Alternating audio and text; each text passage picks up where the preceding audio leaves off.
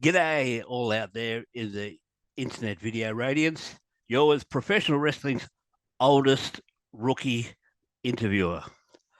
I'm Southern Joe. Welcome to another edition of Falling Through the Ropes, the Australian edition, part of the Best of British Wrestling YouTube channel, which also incorporates Falling Through the Ropes UK and also Falling Through the Ropes Extra. Look out for more and more videos come in the coming weeks as we look to expand this brand new and exciting channel. Also, if you like what we're doing, share the word around, especially in Australia. We want the Australian arm of this to grow, just like the UK and US people would like to have theirs grow. We'd like to get put over Aussie wrestlers. If you like what we're doing, as well as sharing videos, press like and subscribe, and you can get notifications when new videos come out. That being said, today I decided to do a special piece on my opinion of the CM Punk saga. Now, some people might start thinking it's old news, and I'm not going to purport to be right or wrong about this. I'm not going to make out that I'm the be all and end all. And time is the only factor that will prove whether I was right or wrong. Because one thing I was right about the first brawl out. Maybe not so much the instances of that led to CM Punk coming back. I knew he would come back, but there was lots of people that thought, well, he was finished after that supposed brawl out, which I don't believe actually happened. Basically, because I've come from an era where pro wrestling was made out to be a real sport. In fact, when it was really hot in Australia back in the 70s, results used to appear for the big Friday night shows. They used to appear in the newspaper, like if it was a boxing match or a football match. You know, you'd see Mario Milano might have beat Bulldog Brower, or Rod Miller beat George Barnes, or whoever. Those results would show up in the newspapers, sports sections, the classified sports sections with all the results. So, I mean, if this was 40 years ago, these sort of channels, we'd be discussing why wrestler A would go over wrestler B, or in why they would beat them, like you would discuss the tail of the tape in a boxing match or a UFC fight, or if it was two teams playing football against each other, whose defense would win out, whose attack is better. And what I've learned over the journey, especially over the last few years, listening to podcasts, watching how videos get put together, you see how much the companies want to control the narratives, especially people like the AEWs, the WCW, and especially WWE. They really want to control what you see. Some of the background for that will be things like Roddy Piper and Adrian Adonis at WrestleMania 3. I remember that when I first watched that, there was at the end, after they'd done all the hair cutting and that started off the Brutus the Barber gimmick, some a young guy stormed the ring just to shake Roddy's hand and hug him. And Roddy obliged. He was pretty good like that. But if you notice, in the background, and the commentators were really good. They just kept on putting Roddy over, saying, oh, he's went out the right way and this and that. And they never once mentioned the fan that stormed the ring, even though in the first shot, he was fully in view. And then afterwards, you see these big burly guys jump the bloke and look like they were going to just try and squash him through the mat. But and I really thought at that stage that because I looked back at that recently, thinking, oh, maybe WWE would have edited that out somehow, but no, but the way they did control it was by not referring to it at all in the commentary. They just left it go. Also, you fast forward to Royal Rumble 2016, coming out at number 3, making his debut was AJ Styles. Now, in the original Royal Rumble footage, the director made a bit of a stuff up with that. in my opinion, and a lot of people agree with this. That in the original Royal Rumble footage, they're focusing on Roman Reigns because he's hearing this music he's never heard before, and he's squinting and saying, "Oh, like, oh, what the hell's happening here?" And AJ Styles comes out to a big pop.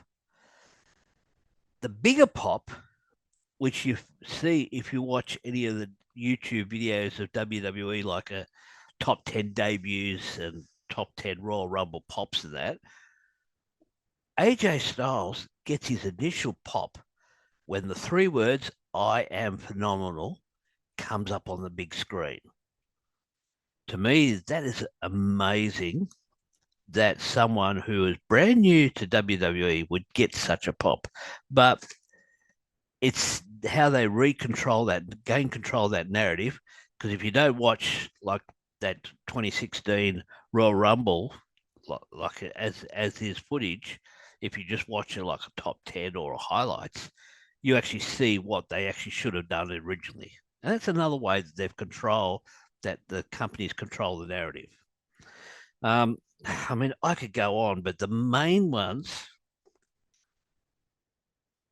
the the main ones I wanted to go with to show you how they want to control narratives.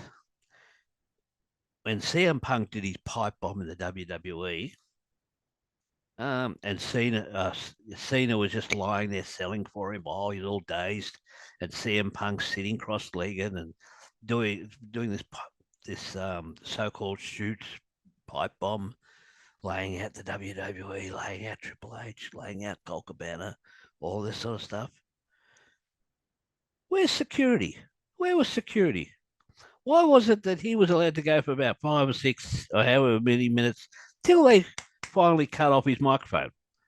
Really, if he wasn't meant to do that, they would have cut his microphone off within 2 seconds.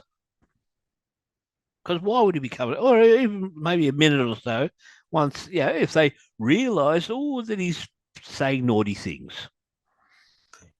Same with MJF's pipe bomb, where he ended it by calling Tony an effing mark, and that got bleeped. Oh, live to air, and it got bleeped. That's some slick producing. That's a slick director. If he just knew that was going to happen, come on. And then how long was he allowed to rant on about ex WWE wrestlers and putting Tony Khan down? Oh, the best one of all. And really, you got to watch these in this order. Paul Heyman's pipe bomb to Vince McMahon. He eviscerated Vince McMahon for a good 5, 6, 7 minutes, however long it was. And Vince McMahon just glared at him, didn't do a thing. Why? If you don't realize by now that these things are works, then, well, either way, whether you don't know it's a work or whether you do know, still enjoy it, because those pipe bombs and that is really good, because they take that grain of truth, that little bit of truth, and make something out of it. And it's wonderful. It is wonderful. But with the Paul Heyman one, you need to watch Paul Heyman's pipe bomb and then search up Paul Heyman being interviewed by Kenny McIntosh with Inside the Ropes, where he explains how the pipe bomb came about. And that's your aha moment, in my opinion. That's what it was for me, especially because I saw that even before I saw the CM Punk one and before MJF did that pipe bomb, which even when MJF came along with that, I was suspicious about it. But how does this all relate to CM Punk? Well, first of all, these days, AEW needs a point of difference. They tried it with just being the pure wrestling type thing, and it works in some fashion, but it doesn't work in others, because you got to get a crowd that's invested. Now, they think they're getting crowds invested by doing the spot fests. Spot fests are okay for a little while. So their point of difference now is the backstage drama, because when that brawl out happened, the supposed brawl out happened, that's all the internet wrestling community talked about. Same with Wembley, when it should have been about, wow, what a spectacular card in front of the biggest paid attendance of all time for a wrestling show. Instead, it was all about what CM Punk did. Now, my belief is that on both instances, instead of just doing an injury angle, let's create controversy, because like Eazy-E says, controversy creates cash. And what better cash you create than people tuning in? Oh, what's going to happen to CM Punk? What's going to happen to the Bucks? What's going to happen to all these other people? But to make it look like Tony Khan was being fair, he seemed to, on the first one, he banned both. But then after a little while, he brought the Bucks back and brought Kenny back. And that's fine. Obviously, they could come back before Punk because they were fit to play. Punk was still, CM was still out injured. He needed time to recuperate. Now, it's sort of funny that no footage of either incident existed, especially because they started saying, oh, there's video cameras all over Wembley Stadium. Well, guess what, folks? Just about every sporting ground, the basketball courts my kids played basketball just as, for domestic basketball. Guess what? They all have video cameras too. Video cameras are not exclusive to 100,000 seat stadiums. They're everywhere. Homes have them, businesses have them, arenas especially have them. And yeah, if an investigation is needed, especially something serious like a brawl or assaults and so forth, where the police needs it, police can ask for that video footage, and the venue would have to comply. So I wasn't a big fan of this. I think they covered up a loophole from their first brawl out by saying the second one, oh, there's video footage. And it was sort of funny that no one ever showed that video footage. And Tony Khan could have shut down. On the first instance when CM Punk was eviscerating the Bucks, or the EVPs, eviscerating, I should say. I should do this so you know that I'm not being serious on believing that he was actually telling them off. Maybe there is, because it's like Brett and Sean back in the day. They had this animosity, but they made money with it by turning it into something real life. And that's what I meant by the pipe bombs before, where they turn something that's real life into a great angle. So here, when CM Punk was talking about working with children and telling people off, Tony Khan could have smoothed things over and shut down that press conference, that media scrum thing straight away. But he didn't. In fact, he was there sort of nodding on and this and that, nodding and saying this and that. And he's supposed to be big friends with the EVPs, and he's nodding along saying, yes, Phil, yes, Sam, yeah. Why would he do that if he's going to take sides? He can't play both sides, but he could have shut that down like a lot of things could have been shut down. So CM teases the angle by saying, oh, look, I can be easily found. Of course he can be easily found. Everyone at the back would have known where his dressing room was. I don't think he was in a secret location. So he teased the angle like you would on TV. Like you call out somebody and say, oh, I want to wrestle you. Yeah, he started the angle. He knew he was injured and he started the angle. And I said from the start that was a work, and even on a Facebook page called AEW Nation, if you go to there was a post I had on there where basically I predicted what was happening, what was going to happen, and there's a post I did on the 23rd of February where I said I didn't believe that it was a work, that it was real, that it was a work, and that he would come back. And people were telling me, "Oh, you're going to cry when FTR go to WWE." Guess what? That did happen. Oh, you're going to cry when CM Punk doesn't come back. Well, guess what? He did come back. He did come back. And look, also too, it was very unusual for CM Punk to be the first match of such a big pay-per-view when they've got back the person who has drawn the most ratings and most money for AEW.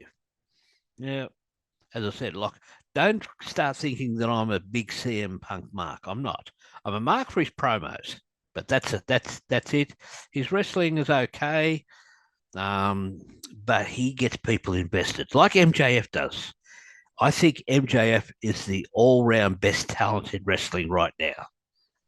AJ Styles is my favorite wrestler, but for all-round performance and making you feel and making himself to be must-see TV, MJF is where it's at.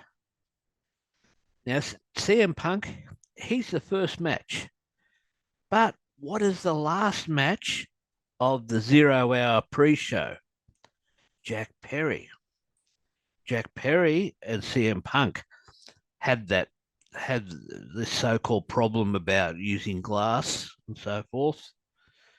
And they make that into an angle.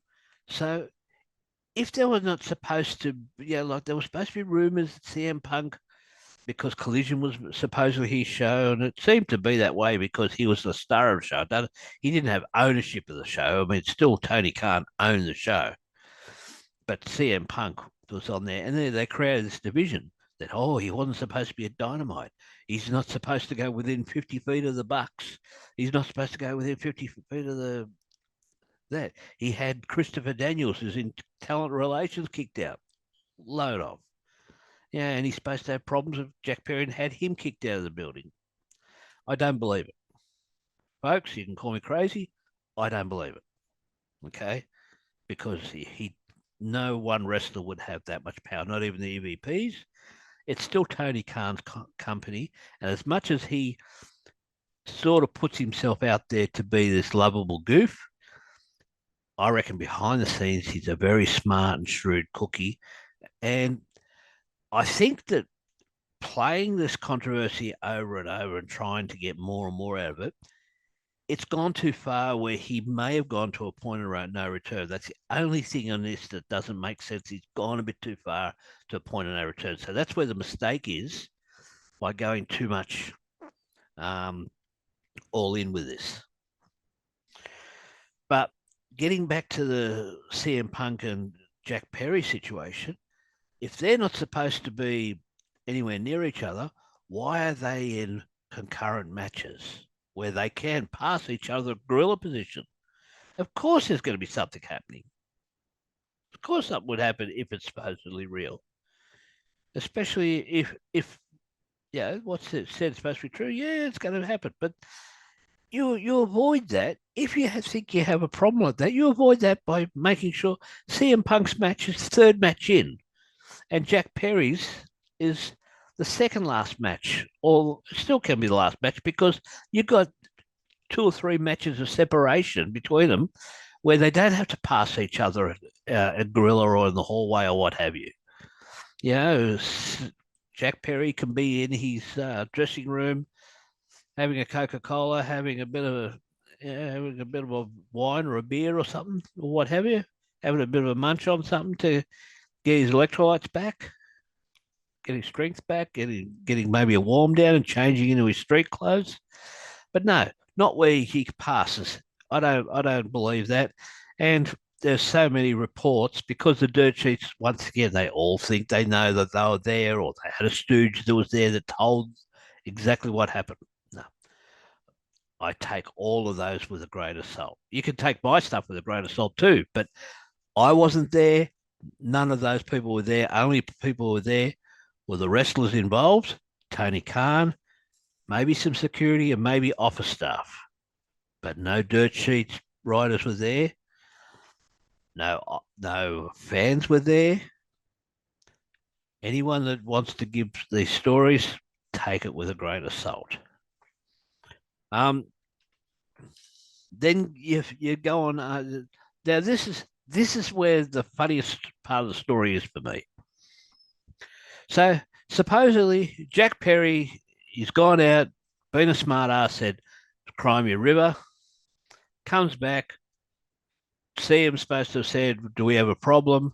And one of them's hit the other or something like that. The front face locks happened, and Tony Khan later.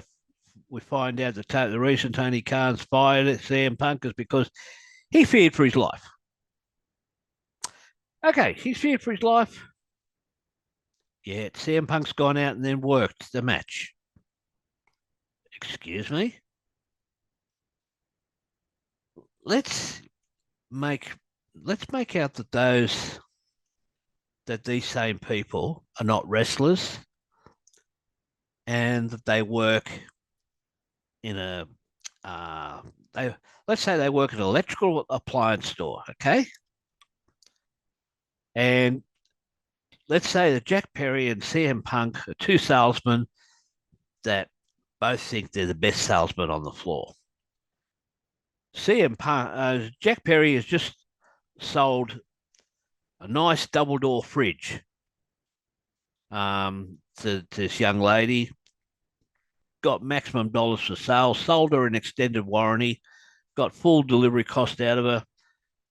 Wonderful sale. And he goes back and starts being a smart ass with CM Punk. CM Punk in front of Tony Khan, who's the manager of the store, sees CM Punk basically bash up Jack Perry. He's made some sort of threatening advances to Tony Khan. Tony Khan's feared for his life, but this customer who's going to spend about $5,000 in the store that CM Punk's been dealing with for the last 2 days walks in.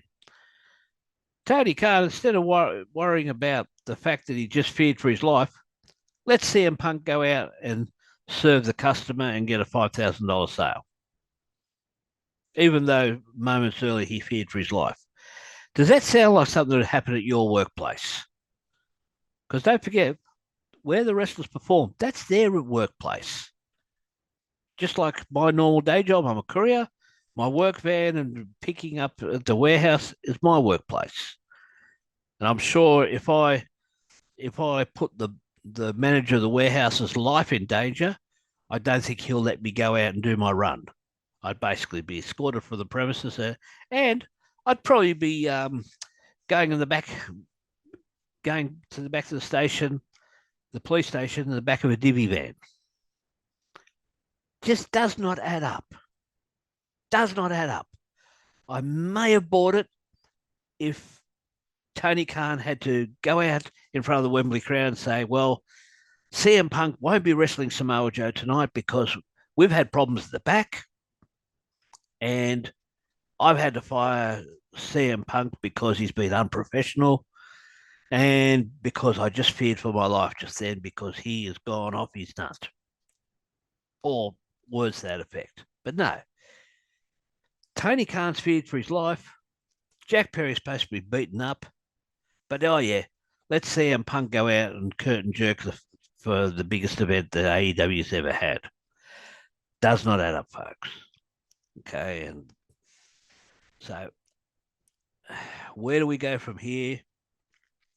Who knows? I don't believe the scuttlebutt that WWE will take CM Punk back because CM Punk talked about how toxic the place was.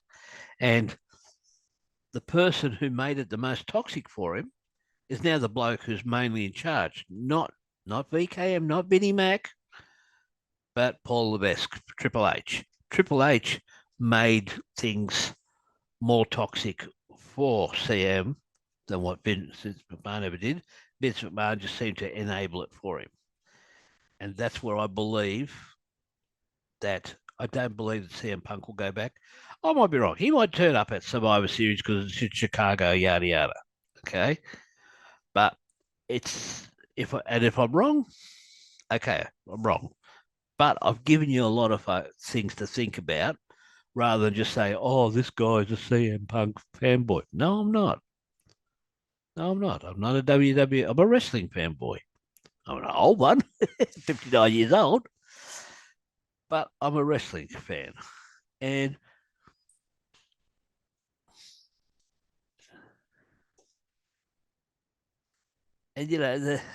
where are all the charges for CM Punk with all the stuff he did? Where's the criminal investigation?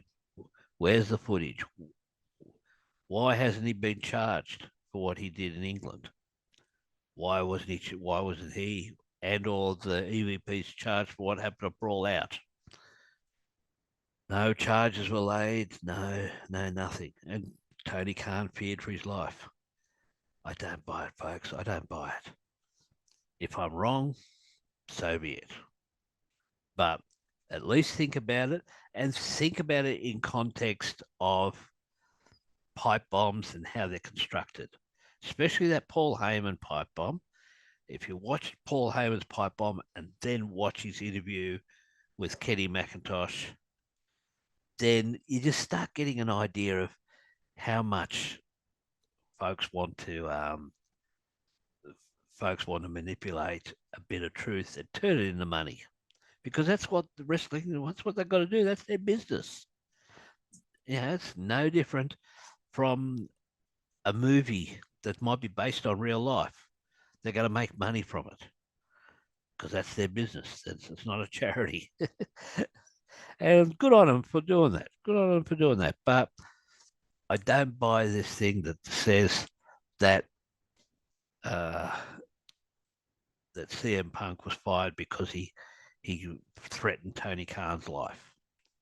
That was the case. He shouldn't have wrestled Samoa Joe. He should have been fired on the spot, not fired a couple of weeks later where Tony Khan. And Tony Khan, just one last thing. When he made his announcement, he walked out before that show. I think it was Collision. When he fired CM Punk, he was clever because when he came out and he said he fired CM Punk, he really was being the heel. It was almost like AEW's version of the Mr. McMahon character. And he was trying to be as straight as possible. And he was being booed to Billy. It was amazing. But once he then turned it around, he turned it around by saying, "Oh, but we've still got a great show. We're going to do this and that." And he turned it around where he was getting quite a few cheers at the end of it because he did that pump up thing. He's very good. He is a good promoter. No matter what some folks say about him and you can say what you want about whether you like the style of wrestling, this, that, and the other, but you've got to admit that he is creating a buzz. He's creating the buzz that Impact should have done 20 years ago. Impact should have been a lot bigger than where it is now. And AEW's gone up in leaps and bounds. They're making mistakes, but hey, if you don't make a mistake, you haven't learned anything. I'm a prime example. This video looks a lot better than my first two videos with the interviews with CJ and with Ken the Dazzler Dunlop. The content, I believe, was good. I believe I asked some fair questions, and I got some great anecdotes and great insights from those two gentlemen. But yeah, with the CM Punk situation, my final word is I don't believe any of the stories about what happened at Brawl Out or what happened to that. And that means also too, that's also the one thing I forgot. I'm hard to read my own handwriting.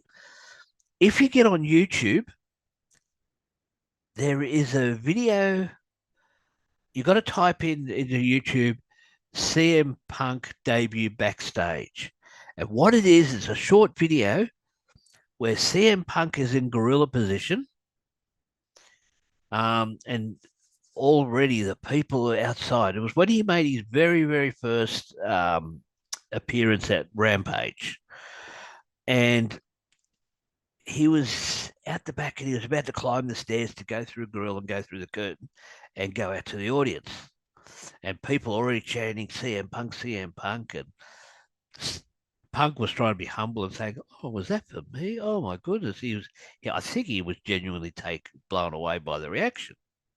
Now, the camera shows him going up the stairs, going through the curtain.